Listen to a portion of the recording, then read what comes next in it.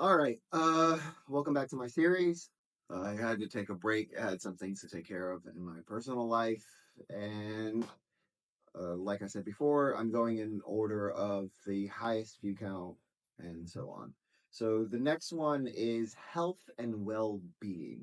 This one is kind of interesting. So to give you a background, when I was about 14, 15, my dad bought a Chinese restaurant, and within a month I put on about 30 pounds, which is about to 14 ki- 12 to 14 kilos.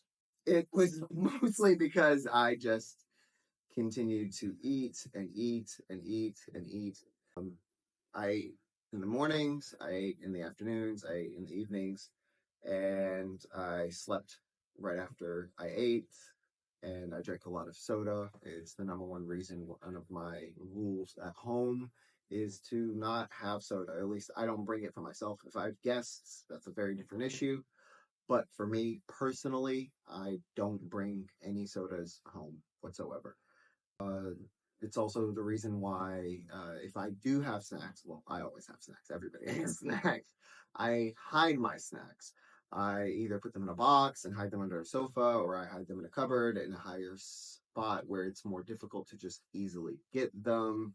So, for example, like I have chips at home, but they are on the third shelf, so it's not easily accessed. I only take out as much as I'm going to eat or I'm willing to eat and so on. So, you know how a lot of people like buy the family sized chips and they devour the entire thing in a single sitting.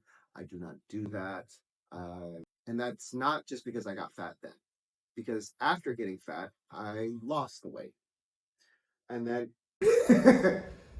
in case you're wondering about the weird edit, my TV screen disconnected. Yes, I could do this one like a lot of YouTubers where they just put the split screen and then make a circle around themselves and all of that.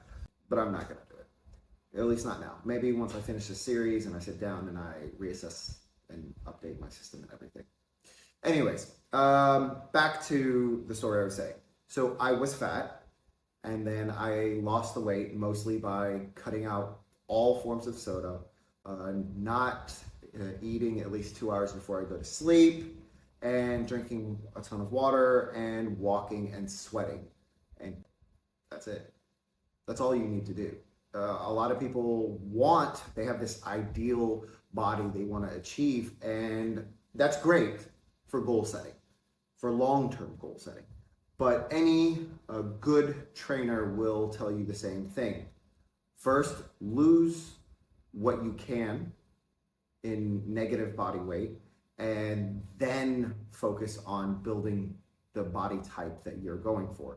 Now, me personally, I prefer it's called the French bodybuilder, which is basically you look a lot smaller than what you're actually capable of doing. So instead of the big buff muscles, that more is the American style bodybuilder where you look like you can do a lot of damage, but in reality, you lose a lot of flexibility because that's one of the advantages of the French bodybuilder style, which is you get the same strength. Have you ever seen videos of the janitor or the Instagram reels or whatever of the janitor who goes in the gym and you've got like these buff guys and the guy just comes and he just moves the weights very easily and acts like he's cleaning and everybody kind of freaks out because like he looks so petite but he's so strong. Yeah, that's the French bodybuilder style. That is my favorite style. It is the most useful style. It is also the Mossad Israeli military bodybuilding style. Basically, it makes you look less intimidating and people expect less out of you, and then you're just a hardcore killer at the end of the day. So I lost that weight. I was able to change my bodybuilder style. I was able to do a lot. And then I had a friend of mine who was having difficulty finding or getting into a relationship with a girl. So I told him, well, what's your issue? And he was like, oh, it's because I'm fat. And I'm like, no, it's not because you're fat. So the issue is that you lack confidence because there are plenty of guys who are overweight who are able to date, right? And they can even date like the people they want. It's not just about dating in general, it's that. Now, I am gonna say that a lot of my stories are much more male focused, obviously because I'm male and most of my friends in the past especially were male, but the same goes for females. A lot of my advice is very gender neutral, no matter which pronouns I'm using. But it's, each gender does have an advantage and disadvantage in society. So I put weight back on. I think this time I was around 20, maybe. So it was shortly after writing this book, or around the same time, just so that I could prove him wrong. So I put on the weight and I proved him wrong. And then a year later, I took the weight off. And there was another point, maybe in my late 20s, where between depression and some other stuff, where I put on some weight, but then I got rid of it because my ex-wife at the time was not happy with letting myself go. And she was right, to be honest with you, because what I was doing was letting myself go, because I was more than capable of keeping a healthy weight while just indulging, right? You can do both. Now, I think that's the third time, and then the fourth time was, what was it, 2019, and I also put on some serious weight, more like when I was a teenager. Now, I know right now I'm not exactly my ideal weight. I'm still personally about 7 to 8 kilos over my preferred weight, which I genuinely believe I can get back to. And I don't think it's going to be as difficult as I'm letting it be. I just need to get the drive.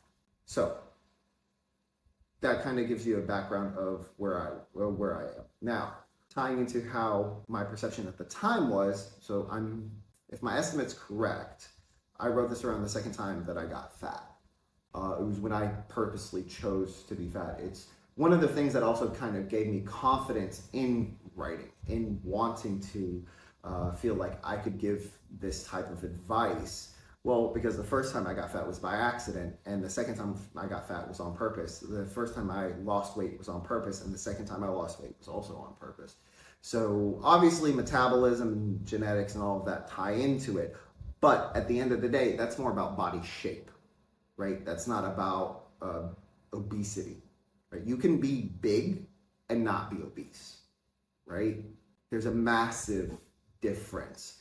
And anybody who tells you otherwise is either trying to sell you a false narrative or trying to convince you of a lose weight fast, quick scheme, just like the get rich quick scheme. All right, so finally, I can start the video. Health isn't just about not being sick. It's about waking up and not feeling like your body is already fighting you. It's about moving without pain, thinking without fog, and not needing 6 cups of coffee just to feel human. I think that's interesting because I literally drink 6 cups of coffee till now. I also agree with this statement. I think it's very unhealthy, and it has had a massive negative effect on my blood pressure and my heart rate and a lot of other issues.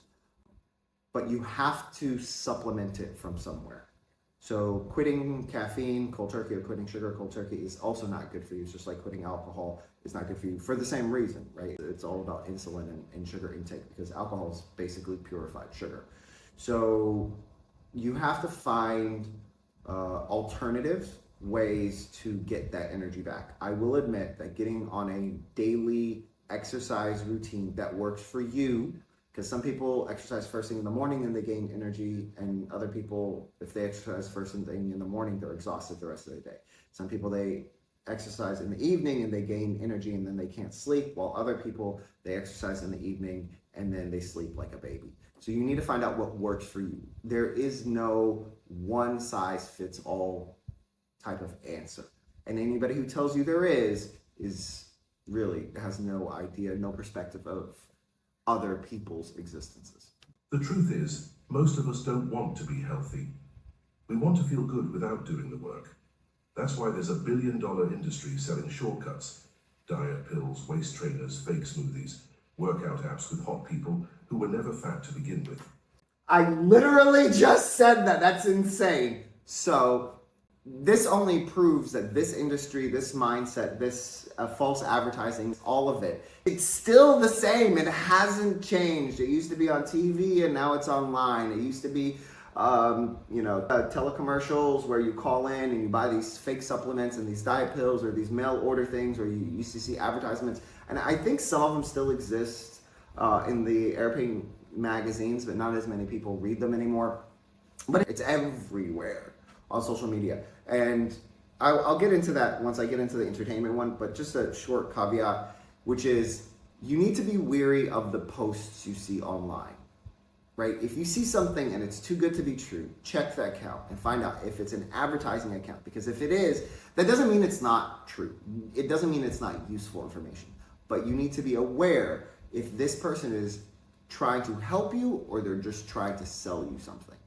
If you want to be healthy, you have to be honest with your mouth, your mind, and your time. The only real diet. Every diet is the same. Eat less crap, move more. Stop lying to yourself.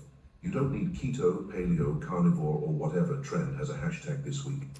I like that I mentioned do not lie to yourself twice. And I think that's very true because for me personally, the reason I was able to get out of being obese, the reason I was able to get out of being overweight was mostly because I told myself, this is not who you are. This is not who you want to be. Stop lying to yourself and telling yourself you're okay with it. Stop telling yourself that you're eating dinner late at night and that, you can't wait a couple hours to go to sleep. And it is difficult.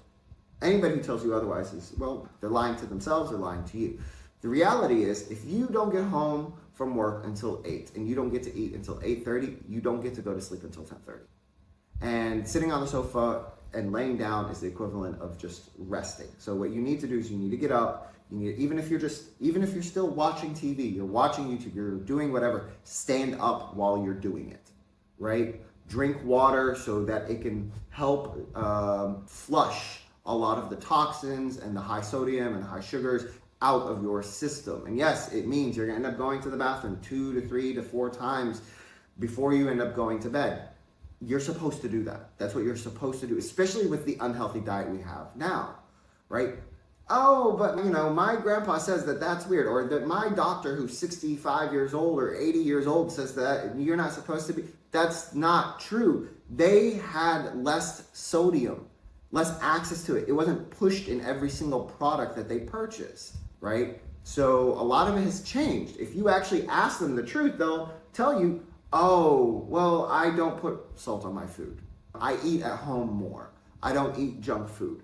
Oh, thanks, Grandpa. You probably should have mentioned that before telling me that I can eat at any time and go to bed. Our diets have changed. And by the way, diet is a broad term, but basically means your food intake, okay? So you can have a healthy diet or an unhealthy diet. It's what are you consuming? You need 3 meals a day that aren't soaked in sugar, sodium, and saturated fat. By the way, I 100% disagree with that. Now, you do not need 3 meals. What you need is to consume nutrients at least 3 times a day. So even if it means eating just a banana, or eating an apple, or eating some type of fruit, or eating oats, or like a small bowl of oats for breakfast, that's considered a meal. If you are somebody like me who consumes a 3-in-1 coffee, then that for me is a meal because it has my dairy, it has my sugars, it has my caffeine, and then I also take vitamins and whatnot because I've reached that age where it's just something I have to do, right? That counts as a meal. It does not mean eat 3 full meals. Americans, I'm talking to you, okay? Eating Waffle House for breakfast, and eating Applebee's for lunch, and then having Taco Tuesday, bowl of nachos for each individual person is not 3 meals. You just ate enough food for 3 days, okay? So you need to be aware of what 3 meals actually means. If the first ingredient on your food is sugar, flour, or something you can't pronounce, don't eat it. If your snack comes in 15 colors, it's not food. It's a science fair. I think it's hilarious that this is getting brought up now because the US is now trying to pass legislation to stop companies from using artificial colors in their foods. So this is just a coincidence that this is even in here at this point. But I knew it even back then, because a lot of products, especially in the US, are not actual real foods. They are petroleum byproducts. American cheese is one of them. If you love American cheese, please check and make sure that it's actual cheese. If you're buying the cheap stuff, you're most likely eating a petroleum byproduct. Basically, you're putting plastic into your body. And then we wonder why is it everybody's full of microplastics? Well, it's because it's literally in the food. You can have meat, rice, vegetables, and even bread. You just can't have a bag of chips at midnight and wonder why your jeans don't fit. Agreed. You are what you eat. So don't eat bullshit unless you want to become it. Physical vs mental health. People think if your body looks okay, your mind must be fine too. I think at the time that I wrote this, the reason I was talking about it is because, like I said, before I put on the weight the second time, a lot of people just assumed that I was doing well because I smiled a lot and I was being positive. And that's kind of the fake it till you make it mentality, is you have to keep putting that out there because you smile, even if people can't tell, and then they smile back, which triggers something inside you, which lets you actually smile for real. And it's kind of one of those things where it has a chain effect on society and on yourself, because then it comes back to you. A lot of people just assume because they see you happy or fit or healthy or wealthy that everything is fine. That's wrong. You can have abs and anxiety. You can smile and still want to die. Mental health matters. But it's not just about trauma and therapy, it's about daily sanity. Do you have someone to talk to? Do you rest? Do you laugh? Do you cry when you need to? Or are you holding it in and pretending that scrolling TikTok is healing you? The gym helps the body, but connection... By the way, that part where it says TikTok, I had that as an updated reference because back then there was no TikTok. I think the original said Vine or something like that, but Vine doesn't exist anymore. Helps the mind. Sleep. If you don't sleep right, nothing works. Not your metabolism, not your brain, not your emotions. You'll be tired, angry, bloated, sad, horny, and hungry. This is very true. This is very true. This is why you got to put down your device. So many studies have shown that having a device in your face before you go to sleep reduces your REM sleep, which is very key for your cortisol balance. Basically, you need to sleep, man. Go put your charger in another room, go put it on the other side of the house, or, put it somewhere else when you need to charge your phone. That way you can't reach it. Put your phone on silent. This is something I've done for well over a decade, where I just put my phone on silent. And there are risks when you do that, but at the same time, unless you have something that is like ongoing at the moment, you should not have your phone easily accessible to you when you're trying to sleep. Because what you need to be is rested. So that way when you wake up and you need to deal with life, you have that capacity. Your body burns calories, but your mind burns even more so than that.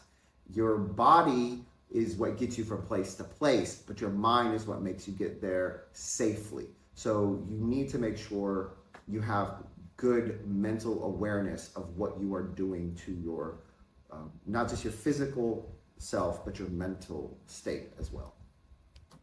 All at once. Sleep is not a luxury, it's a necessity. If you don't get enough of it, no amount of caffeine, prayer, or positive affirmations will fix the monster you become. I 100% agree with this. I was having a discussion with my wife about it a few years back, and I told her, I just need some sleep. And she's like, no, but you need to deal with this. I'll deal with it tomorrow. It's 2 o'clock in the morning. The problem's still going to exist, whether I stay awake or go to sleep.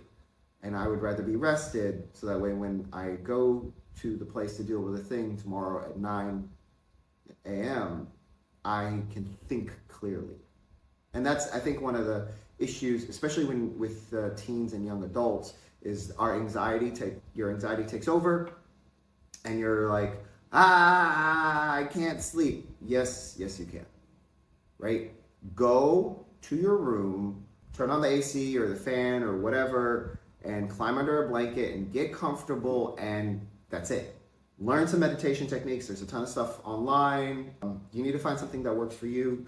My advice is to find one where the person's voice to you is so boring that it just makes you doze off, right? That you start the meditation technique, because the goal when you do meditation to fall asleep is not to complete the meditation. Your goal is to, start the meditation and then kind of just doze off.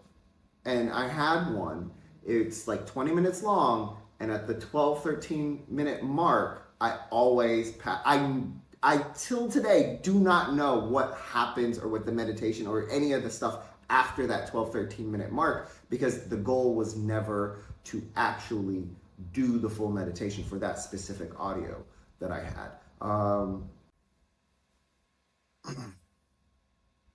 So to finish what I was saying, find a meditation that works for you.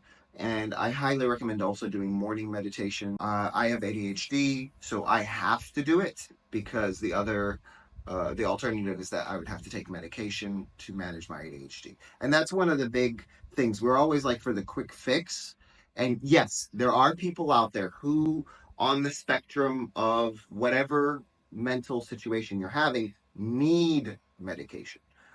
But if you are not the type of person who needs medication, what you need is the skill set and the ability to focus and adjust and get some good sleep and eat healthy and whatnot and de-stress, then try that if you are capable. Not everybody's fortunate enough. Some people, they have ongoing trauma and they live with that trauma, and when you have it in your face, it's a problem, right?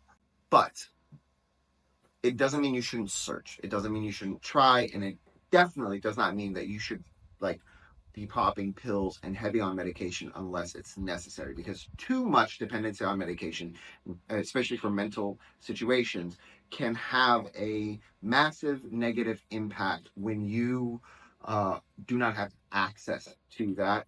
I'm One of my exes, she's bipolar, and when I say bipolar, she needs to take medication. And anybody about who has who's high on the bipolar side has gone through this never-ending cycle. So they get on their meds for a couple of months and they feel awesome and they're behaving awesome and everything is awesome. So they feel like they don't need the medication anymore. So then they stop taking the medication. So then the bipolar episodes start coming back, and then the cycle continues again and again and again and again. Now, again, I'm saying on the spectrum, and you should always discuss this with the doctor. You need to be honest, though, about your ability to handle that. Not everybody has that skill set. Not everybody has that welcoming environment. If your family has a lot of pressure and trauma and all of this other stuff, no amount of meditation is really going to help you. But as you become older, independent, and an adult and whatnot, it is very important to learn that skill set because you don't always have access to that medication. And you need to be able to cope long enough till you do. If you go on holiday for a week and you forgot your meds back home and you're in a country that does not allow that type of medication freely, or you can't get access to it, what are you going to do? Have episodes? Wouldn't it be better to learn that skill set? And for the people who are already on meds, I recommend don't quit your meds. First, learn the skill set.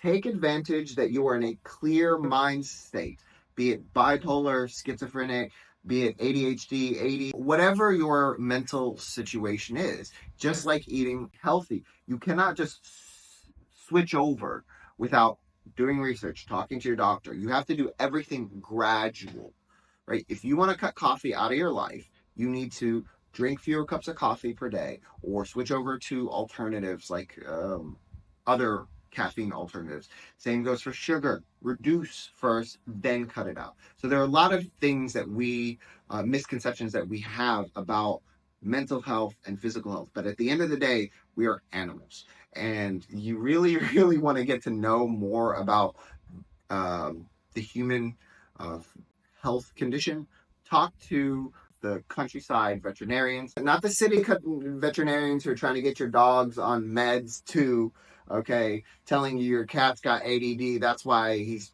chasing everything in the house, all right? I'm talking about the countryside ones who deal with life and death and physical and mental state of animals. They can actually, if you listen to them, you'll be like, hold on, are you talking about animals or are you talking about people here? Because that is some genuinely good advice. Put down your phone, turn off the lights, respect the silence. Because if you don't sleep, your body will make sure you rest by crashing, burning out, or breaking down. Drugs and alcohol. Every addict started with just once. No one plans to get hooked. They just plan to escape. Once. I agree with this. I think I mentioned it in one of my other videos. I started drinking, and smoking, and I started a lot of that stuff at a much younger age. I think a lot of it has to do with the taboo aspect of it in the U.S., right? You can join the military at 18, but you can't drink till you're 21 type of thing. At the end of the day, though, it is a form of escapism. I don't disagree with all types of escapism. I do think that moderation is key, and if you can be honest with yourself about being moderate, not drinking too much, not smoking too much, not partying too much, not gaming too much, not gambling too much, if you can do that, it's good. But as you get older, you'll realize you're going to have to make a choice between cutting it out completely and just leaning into it, because the moderation becomes far more difficult the older you get. And I'm saying that now. I most definitely did not know that when I was 19. I'm pretty sure I thought, yeah, as long as I do it in moderation, I can do it for the rest of my life, type of thing. Then once becomes twice, then every weekend, then every day. You want to drink, fine, but know that alcohol doesn't fix pain, it just delays it. You want to smoke something? Go ahead. But remember, being numb is not the same as being healed. If you can't have fun, cry, dance, or sleep without it, you're not using, you're depending. I think this is really interesting perspective from that, because I used to go to the club, and as I've grown up, I still went to the club a bunch, and I have seen more women having a wonderful, great time at the club without drinking or consuming drugs than men.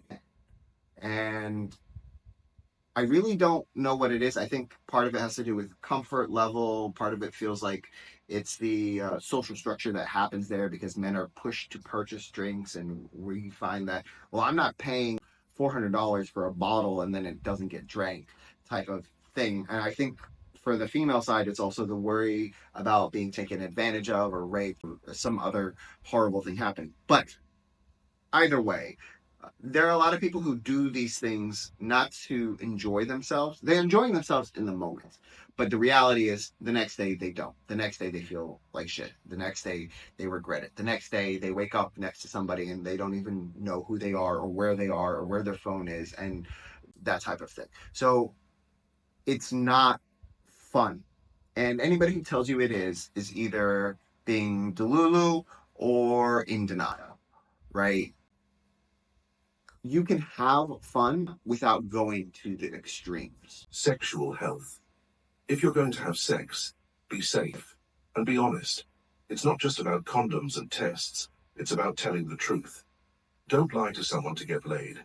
Don't lie to yourself about what it means. Sex can heal or it can break. It can connect or it can destroy. It's not evil, but it's not casual either. I still agree with this. I definitely mentioned it in I think it's the men and women video and in the relationship video. And that shows, even from then until now, I still agree. You should be honest, right? I have been in situationships where it was purely sexual and we both consented and we both agreed, and then that's it. I've been in situations where, to be honest with you, in hindsight, I definitely feel like I was taken advantage of.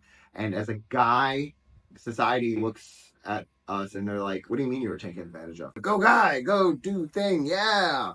And it's like, fuck, man, but did I want that? Like, did I ask? Was I even? Why is there somebody's finger in my butt? No, I can't believe I just said that. I will not cut that out, by the way. So you get put into these situations where you feel like you might have to do something you don't want to do. You should not, right? You should be honest. You don't know how many times I've been in that type of situation, and then I just put my clothes back on and I walked out, right? And I'm going to tell you a story. There was this girl. She called because she was going through a really messy breakup with her boyfriend, and I was definitely very attracted to her. So when she called me for a booty call, I was down.